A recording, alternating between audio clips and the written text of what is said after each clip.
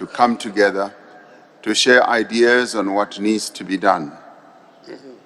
We gather here united by our deep concern at the unprecedented conflict that has engulfed Gaza and Israel, and our distress at the depth and extent of human suffering. As South Africa, we hold the firm view that the attack on civilians in Israel and the ongoing siege of Gaza and the decision to forcibly move the people of Gaza, together with the indiscriminate and cruel use of force through bombing, destruction of infrastructure, that these are violations of international law. More than that, these attacks are an affront to our common humanity. We call for an immediate cessation of hostilities. We call for the release of hostages, the lifting of the siege of Gaza, and we also call for the opening of humanitarian corridors so that basic necessities such as food, medicines can go through, so that provisions of human aid that are required for the people of Palestine can go through. We also call for a United Nations-led negotiation process towards resolving the Israeli-Palestinian conflict. The international community has a duty and a responsibility to support peace and to create favorable conditions for negotiations and dialogue. As South Africans, we can relate to what is happening to Palestinians. Our people waged a brave and courageous struggle to achieve their freedom and were subjected to untold suffering, just like the Palestinians are going through. But we had courageous leaders who were able to set aside their differences and sued for peace, and were able to bring the abhorrible system of apartheid to an end. So we call on all parties to exercise restraint and on all state actors to desist also from providing weapons to either of the two sides to this conflict. We are concerned that the response of the Israeli government to the attack on its citizens will further deepen a conflict that has engulfed the region for many decades and will make the attainment of a just and lasting peace even more difficult. We are also concerned that this conflict could start spiraling out of control and engulf a number of other states in the region. The only way to bring about peace is the fulfillment of the legitimate aspirations of the Palestinian people to human rights, to dignity, and to statehood. This is in line with the decisions that have been taken by the United Nations that guarantees statehood for both Israel and Palestine based on the 1967 borders. Only through a negotiated settlement supported by the international community can the people of Israel achieve the security that they seek, and the people of Palestine realize the freedom that they need and the self-determination that they deserve.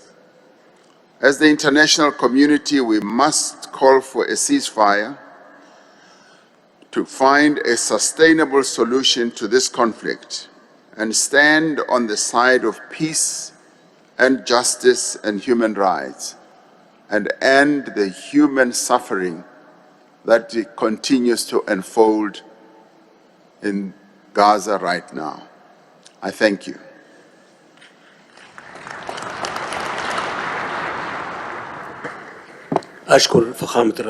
South Africa's President Cyril Ramaphosa attending that peace summit in Cairo, Egypt, amongst of course, what he's telling world leaders that are attending that summit. The expectation indeed was that the issues in the Middle East was certainly, in fact, I think we should go back there, as it seems Palestine is on the podium at the moment. And we go back live to that in Cairo, of course, where that peace summit is taking place. Upon you all. This conference is convened now in the midst of circumstances that are extremely cruel. Our innocent Palestinian people is facing extreme aggression and hostilities by the military of Israel, which all are inconsistent and violate principles and provisions of the international law.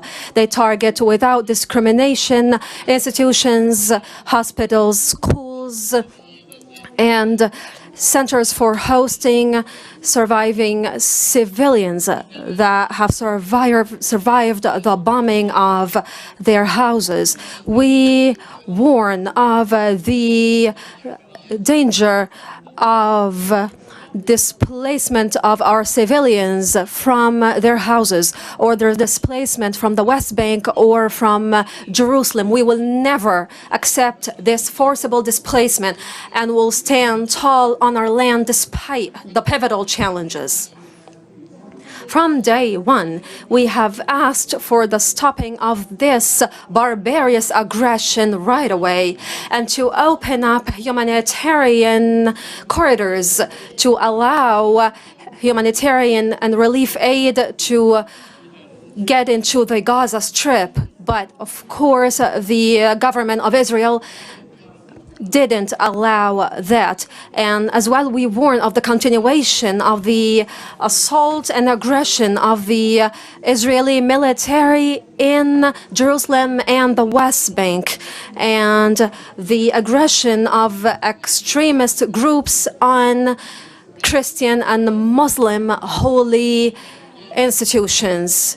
And of course, we would like to affirm that we are against and that we deplore the killing of innocent civilians from both sides. And we call for the release of hostages from both sides.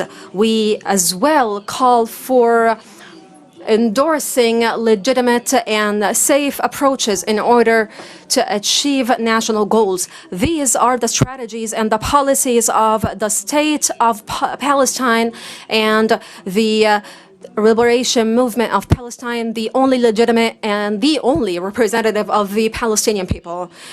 Ladies and gentlemen, Majesties, Highnesses, Excellencies, allow me to tell you that today and right now is the time for us to endorse a prospective vision for the future, and that we should work diligently in order to ensure the rights of the Palestinian people, and that we have to as well know that the only resolution is to achieve a two-state resolution, and for us to establish a sovereign Palestinian state with Jerusalem as its capital, and to activate and put into effect the law, or the number 194 resolution of the UN. As well, I call on the Security Council to